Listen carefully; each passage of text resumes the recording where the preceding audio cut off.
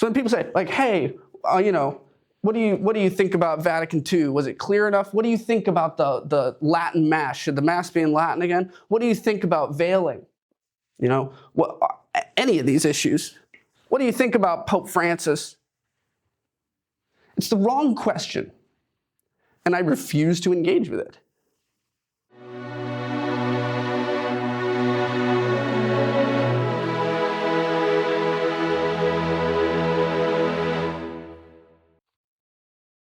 This stuff, one thing we know, this stuff saddens Christ.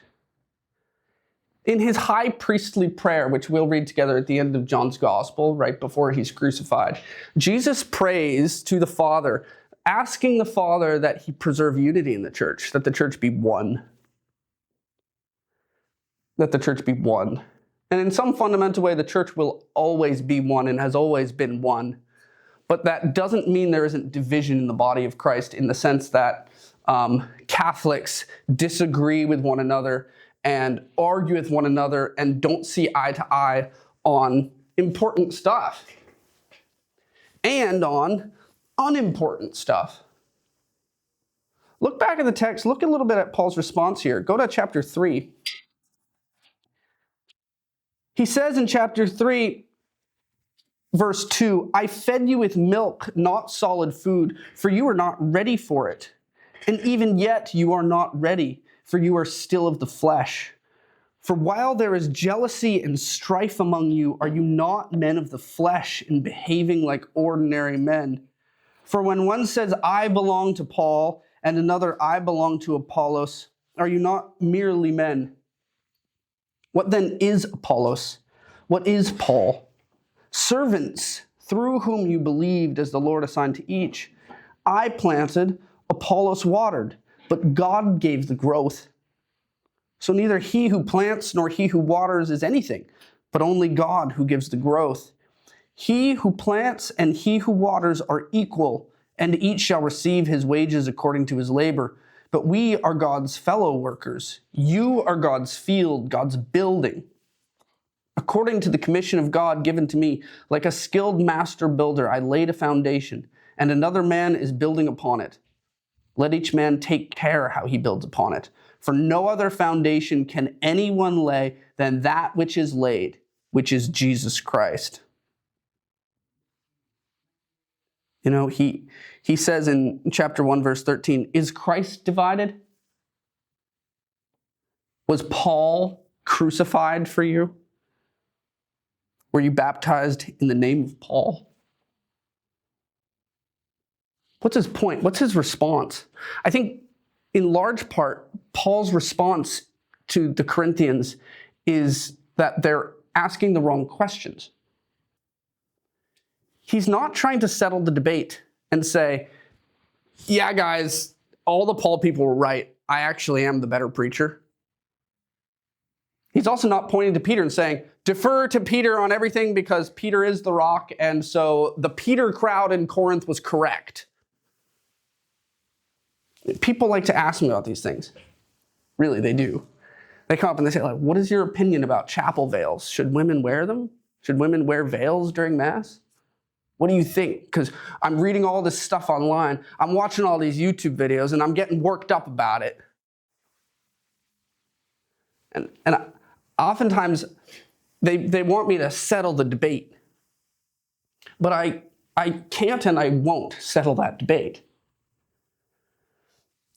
What Paul does when the Corinthians ask him to, maybe not directly, but to settle the debate, is he tells them that they're asking the wrong question. He says, you're asking the wrong question. And you felt this. Like when you think about your families, when there's an argument and you get the sense that people are really dug in, what absolutely never helps? Actually arguing about it. Because people just get dug in, they get entrenched, and they're not ready to listen, they're not ready to budge. And if you just say, and there would be an instinct, sometimes there's a temptation to say well, this is dividing us, we got to figure it out, let's hash it out, let's debate it, let's get to the bottom of it. Maybe with some issues that could help if the people in the conversation are mature enough and humble enough. But I'll tell you what is often the only thing that actually works is looking at something else for a time that will actually help you to gain clarity together on the thing you're disagreeing about. You need to remember what unites you as a family. You know, if you're disagreeing with your brother or sister about what movie to watch that night or what to have for dinner, it might be helpful to take a step back and, pray a rosary as a family, or watch an old movie that you both like, or have the meal that you both like. Talk about the thing you agree on. Talk about the memories you have together, the vacations you went on, the things you did over the summer that united you. And then you start to see the other person not as your enemy in the debate, the opposing team. You remember, oh, right, this is my brother. And then you can calm down and have the humility to approach the situation, hopefully with a bit more clarity. If we're going to resolve this stuff, if we're going to gain any kind of solution to it, if we're going to move forward, we have to remember what unites us. One more kind of metaphor for this. With all these issues, all these things that people want us to solve, that people want solved, they want perfect clarity on it, but they want to know, they want to know, they want to know. It's a little bit like we as Christians are just fumbling about in a dark room, and the room is a mess.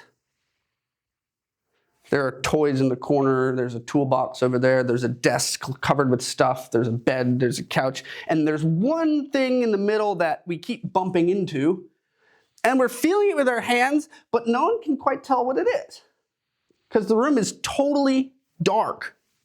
Someone says, I think it's a globe. And someone else says, that's not a globe, are you kidding me? I think it's a statue. Someone else says, you think that's a statue? No way, that's a statue. It's a baseball glove. So I don't think it's any of those things. I think it's an air conditioner or a water bottle. And then we all start fighting with each other and say, how could you possibly think that this thing which feels to me like a globe is a water bottle? What do you feel? How could you be so blind? What's the solution when you find there's that level of disagreement? What can we do? I'll tell you what won't help is just continuing to argue about it there, everyone in the dark. What's the solution? Is it to keep walking about the room feeling objects and saying what we think they are? What we think they are? What we have identified them to be? Is that the solution? Or would a wiser path be to stop talking about, focusing on, fixating on those little things, those external things, those causes of division, and instead to start trying to find the light? Stop trying to figure out what the object is that you don't know. Let's return the one that divides you. Let's focus on, fixate on, remember the light of the world. The light that gives all of us direction. Let's fixate on the one who said, apart from me, you can do nothing. The one who promised to send us a spirit which would remind us of everything he taught us. Who literally said, I am the light of the world. Instead of touching the things in the room that we can't agree on, try to find the light switch. Try to find the light switch. Let's all work together, find the light switch, focus on that, flip it on, and then we'll actually see, oh, I was kind of wrong about what exactly that was. I was actually kind of arrogant when I told everyone that I knew exactly what I was talking about, when in reality I didn't. When we focus on the thing that unites us, this is what Paul keeps saying. Like, is Christ divided? Is Paul the one who was crucified for you? Are you Paulians or are you Christians? And if you're a Christian living in Christ's name, then you got to focus on him. And if you turn your eyes away from him and start focusing on the world to solve all the problems in the world, the result is disunity in the church. Because you no longer have the strength, the grace, the clarity to handle those problems well. You start walking out alone, just like a toddler stumbling out into the dark, trying to find his way home. It doesn't work that way. So when people say, hey, what do you think about Vatican II? Was it clear enough? What do you think about the Latin Mass? Should the Mass be in Latin again? What do you think about veiling? Any of these issues. What do you think about Pope Francis? It's the wrong question, and I refuse to engage with it. I just can't engage. I can't engage with it on that level. I think the second we start that debate, we're losing.